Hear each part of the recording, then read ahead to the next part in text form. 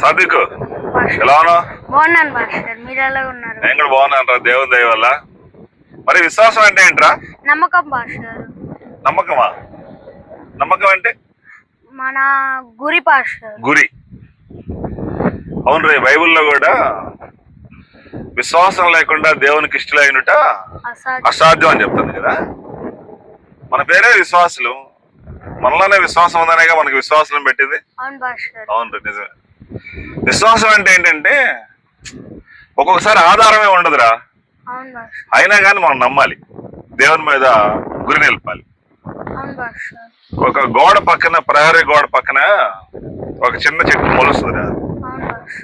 ఆ పెద్ద ప్రహరీ గోడ ఆ చిన్న చెట్టును చూసి ఏమనిదంటే ఓ పిచ్చిదానా అని చెప్పేసింది. దానికి లెక్క ఉండదు.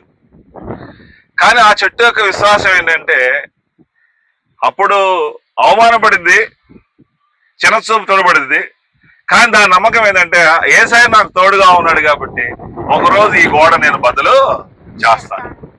ఒకరోజు నమ్మింది కాబట్టి ఆ చెట్టు ఆ ప్రహరీ గోడను ఏం చేస్తాడంటే బద్దలు చేస్తాడు. అదే విశ్వాసం. నీ జీవితంలో కూడా నిరీక్షణ లేకపోయినా పర్వాలేదు, యేసయ్య మీద నమ్మకం ఉంచు.